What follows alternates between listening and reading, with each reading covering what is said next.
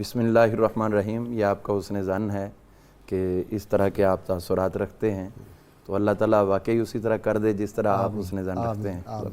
تو حضرت سیدنا شاہ عبدالعزیز محدث دہلوی رحمۃ اللہ تعالی علیہ، آپ کی حیات طیبہ جو ہے اس کے اندر اگر ہم غور کرتے ہیں تو پتہ چلتا ہے کہ ہمہ جہت خوبیاں اور ایسے ایسے اوصاف آپ کے اندر کہ میں یہ سمجھتا ہوں کہ جو ان کو قدرتی طور پر کچھ امراض ودیت ہو گئے 25 سال کی عمر سے، کہ اگر وہ نہ ہوتے، آپ حیات جسمانی کے ساتھ مکمل ہمہ صحت مند ہوتے، تو پھر شاید پوری دنیا کے اندر آپ کی نظیر پیش نہ کی جا سکتی. واہ واہ واہ. کیونکہ بغیر آنکھوں کے، بغیر بینائی کے، اور اتنے امراض مختلف قسم کے جو مجموعی آپ بن گئے تھے، اس کے باوجود آپ نے اتنا کام کر دیا. تو اس کا مطلب ہے کہ یہ اللہ تعالیٰ کی ایک اپنی جو سلسلہ ہوتا ہے کائنات کا نظام چلانے کا. تو حضرت سیدنا شاہ عبدالعزیز محدث دہلوی رحمۃ اللہ علیہ کی بے شمار خوبیوں میں سے ایک خوبی یہ بھی نظر آتی ہے کہ آپ بہت حاضر دماغ تھے اور فن مناظرہ آپ کے اندر بہت زیادہ موجود تھا. سبحان اس کے لیے اگر ایک دو باتیں میں عرض کرنا چاہوں. ضرور ضرور. حضرت سیدنا شاہ عبدالعزیز محدث دہلوی رحمۃ اللہ علیہ، آپ کی خدمت میں ایک انگریز جو تھا، اس دور کے گورنر کا جو مقرر کردہ ایجنٹ تھا، اس نے ایک پادری کو پیش کیا اور اس کے لیے شرط رکھی گئی کہ جو دونوں میں سے مناظرہ ہار جائے گا 2000 روپیہ اس کو جیتنے والے کو دینا پڑے گا. اچھا. تو اس نے آ کے آپ سے جو ہے وہ سوال کیا. اس نے کہا مجھے منقول جواب نہیں چاہیے، معقول، یعنی کوئی لکھی کتاب والا مسلمانوں کا نہیں، عقلی جواب چاہیے. تو آپ نے فرمایا بھی ٹھیک ہے، تم سوال کرو، میں اس بارے میں تمہیں ضرور جواب عطا کروں گا. تو آپ نے ارشاد فرمایا پوچھو کیا کہنا چاہتے ہو. اس نے کہا کہ امام حسین پاک علیہ الصلوۃ والسلام. اور میں ضمناً ناظرین کے لیے یہ بھی عرض کر دوں کہ فتاوی عزیزی کے اندر آپ نے ایک سوال جو ان ہستیوں کے ساتھ علیہ السلام لفظ لینے کا، یہ آپ نے فتویٰ لکھا ہے. اچھا. اور اس انداز میں لکھا ہے کہ آپ کی جو کتاب تحفہ اثنا عشریہ ہے اس کے اندر آپ نے جگہ جگہ پہ علیہ السلام لکھا ہے. تو آپ فرماتے ہیں آج لوگ اعتراض کرتے ہیں کہ جی شاہ ولی اللہ سے بڑا کون ہوگا اس دور میں اور آج تک ان کے مقابلے میں اسلام کو سمجھنے والا. اور آپ نے وہاں پر یہ نہیں کو کہہ سکتا کہ یہ کاتب نے یا کسی کمپوزر نے بڑھایا ہے. آپ وہاں پر فتویٰ صادر کر رہے ہیں کہ میں نے جو ادھر تحفہ اثنا عشریہ کے اندر جگہ جگہ پہ لکھا ہے تو اس کا یہ مطلب ہے کہ میں ان کو اس کا حل سمجھتا ہوں. پھر آپ نے فہرست دی کہ ائمہ اہل بیت اطہار ان سب کے نام کے ساتھ وہ تفصیلی فتویٰ جس نے دیکھنا ہو فتاوی عزیزی میں دیکھ لے. آپ نے اس کی تصدیق کر دی. پرانی بخاری جو ہماری کتاب ہے بخاری شریف، اس میں بھی علیہ السلام لکھا ہوا ہے. یہ تو آج کے دور کی بد نصیب بھی ہے یا نا سمجھی ہے لوگوں کی کہ جی علیہ السلام. سیدنا امام حسین علیہ السلام کے بارے میں یہ بات اس نے کی کہ دیکھیے کہ آپ کے نبی اللہ کے محبوب تھے اور امام حسین آپ کے نبی کے محبوب تھے. تو محبوب کا محبوب تو اور زیادہ محبوب ہوا کرتا ہے. تو یہ کیسے ہوا کہ وہ کربلا میں اس طرح شہادت ہوگی ان کی اور نبی نے اپنے رب سے کہا اور اس نے ان کی قبول بھی نہ کی کوئی بات. تو اس کا کوئی عقلی جواب دیں. تو آپ نے فرمایا لو اس کا عقلی جواب لے لو. آپ نے فرمایا کہ جب حضور نے اللہ سے عرض کیا کہ میرا یہ نواسا شہید ہو رہا ہے تو اللہ نے کہا میں اپنے بیٹے عیسیٰ کو صلیب پہ نہ بچا سکا تجھے کہتا.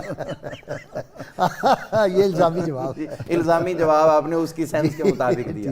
اسی طرح ایک اور جو ہے وہ انگریز آپ کے پاس آیا اور اس نے کہا کہ میں یہ پوچھنا چاہتا ہوں کہ آپ مجھے یہ بتائیں کہ ایک شخص رستے میں سویا ہوا ہے، آرام کر رہا ہے، ایک شخص اس کے پاس کھڑا ہے اور دوسرا آ رہا ہے، اس کو رستے کا نہیں پتا. اب وہ سوئے سے پوچھے گا جاگتے سے پوچھے گا؟ آپ سمجھ گئے کہ اشارہ حضور صلی اللہ علیہ وسلم کے وصال اور حضرت عیسیٰ کی طرف کر رہا ہے. تو آپ نے فرمایا بھی جو اس کے پاس راستے میں بیٹھا، راستہ جو ہے وہ بیٹھنے کے لیے نہیں ہوتا، چلنے کے لیے ہوتا ہے. تو جو راستے میں بیٹھا ہوا ہے اس کا مطلب ہے کہ وہ خود منتظر ہے کہ یہ اٹھے اور مجھے بتائے کہ راستہ. سبحان اللہ. تو اس طرح آپ کے جو ہے عقلی جوابات آپ فوری طور پر جو ہے اس کو کور کیا کرتے تھے. اسی طرح ایک ملنگ تھا، وہ پہلے انگریز فوج میں رسالدار رہا اور وہاں سے نسیم خان اس کا نام تھا. تو وہ آپ کے پاس آ گیا ملنگ بن کے. اس نے یہ بھویں وغیرہ اپنی صاف کروائی ہوئی اور اس طرح کے مسائل تھے اس کے. تو اس نے آ کے آپ کو للکارا. اور ایسے لوگ جو جھوٹے ہوتے ہیں ان کو یہ ہوتا ہے مان کے ہم خام ہاں کرو ڈالیں اور پریشرائز کر دیں اور دنیا سمجھے گی ڈر جائیں گے، بڑا پہنچا ہوا ہے. تو ابھی جس طرح خان صاحب نے بھی فرمایا بھی سخت بولنے سے حقیقت نہیں بدلتی. تو اس نے کہا عبدالعزیز کب تک تم شریعت کی قیدوں میں اپنے آپ کو قید رکھو گے؟ چھوڑ دو ان قیدوں کو اور نکل آؤ آزاد دنیا کی طرف. تو آپ نے فرمایا کہ یہ جو میرے پاس بیٹھے ہوئے ان کو اصل میں شریعت سے دور کرنا چاہتا ہے. آپ نے فرمایا بھی ٹھیک ہے میں آپ کی بات کا جواب بعد میں دیتا ہوں، آپ مجھے پہلے یہ بتاؤ کہ آپ کیا. اس نے کہا دیکھو ہم آزاد دنیا اللہ تک پہنچنے کا یہ وہ اس نے اپنی خرافات بولی. تو آپ نے فرمایا مجھے آپ یہ بتاؤ کہ آپ کی تعلیم کیا. اس نے بتایا میں نے عربی بھی پڑھی، فارسی بھی پڑھی ہے اور میں نے یہ فنون بھی سیکھے ہوئے ہیں اور انگریز فوج میں بھی یہ رہا ہوں. تو آپ نے فرمایا بھائی اب سنو تم میری بھی. جب تم ماں کے پیٹ میں تھے تو اللہ نے تجھے وہاں 9 ماہ میں قید رکھا، سبحان اللہ، پھر جب وہاں سے نکلے تو 2 سال تک تجھے ماں کا دودھ پلانے پہ قید کیا، پھر جب چلنے پہ قادر ہونے لگے تو پھر باپ کی انگلی تمہارے لیے قید بنا دی گئی، اس کے بعد پھر فلاں استاد تمہارے لیے قید، وہ تمہیں نہیں آتا تھا تمہیں پھینٹی بھی لگاتا تھا، پھر اس کے بعد تم نے یہ بھی سیکھا یہ اس کی قید، یہ بھی سیکھا یہ اس کی قید، یہ بھی سیکھا اور یہ اس کی قید، اور آج بھی تم جس کو آزادی کہہ رہے ہو یہ بھی آزادی نہیں ہے، یہ اصل میں اللہ کی قید چھوڑ کر اللہ کے غیروں کی شیطانوں کی قید میں جا رہے ہو۔ تو جس طرح آپ نے جس لہجے میں بات کیا، آپ نے فرمایا تم مجھے شریعت کی قید کہتے ہو، شریعت کی قید نہیں ہوتی، یہ تو انسان کے لیے وسیع و عریض اور ہمیشہ کی زندگی کے لیے اللہ تعالیٰ نے راستے بنا دیے ہوئے۔ تو اس طرح آپ کی بات کا پھر اس کے اوپر اثر ہوا اور وہ پھر جو ہے تائب ہو گیا۔ ہاں جی، تائب ہوا۔ اسی طرح جو ہے وہ آپ کے مزید اگر ہم حالات پہ غور کرتے ہیں تو اسی طرح آپ کی ایک اور روایت بھی ملتی ہے جس میں حضرت سیدنا شاہ عبد العزیز محدث دہلوی رحمۃ اللہ علیہ کی خدمت میں یہ عرض کیا گیا کہ چاندنی چوک دہلی کا بڑا مشہور چوک ہے، اس چوک کے اندر فنڈر پادری کھڑا ہے اور للکار رہا ہے مسلمانوں کو کہ میرے ہاتھ میں انجیل ہے، میں یہ آگ میں ڈالتا ہوں، آگ کا الو جل رہا ہے، اور آپ لاؤ اپنا قرآن اس میں ڈالو، جو بچ جائے گا وہ صحیح ہوگا۔ تو اب لوگ جو ہے ادھر اتنا مجمع جمع ہوا پڑا اور یہ اسلام کا تمسخر اڑایا جا رہا ہے، تو شاہ صاحب کی باوجود اس کے کہ نظر نہیں تھی تو آپ نے فرمایا مجھے لے چلو وہاں۔ تو جب وہاں گئے انہوں نے کہا قرآن پاک لے لیں، آپ نے فرمایا قرآن پاک کی ضرورت نہیں، اس کے بغیر ہی کام بن جائے گا۔ اچھا، جب آپ وہاں پر پہنچے تو وہ پادری اسی طرح للکار رہا تھا اور تمسخر کر رہا تھا فنڈر۔ تو جب بات ہوئی تو آپ نے فرمایا کیا تمہارا دعویٰ ہے؟ اس نے کہا یہ میں انجیل ڈالتا ہوں آگ میں، آپ قرآن ڈالو، جو بچ جائے گا وہ سچا ہے اور اسی کا دین قبول کیا جائے گا۔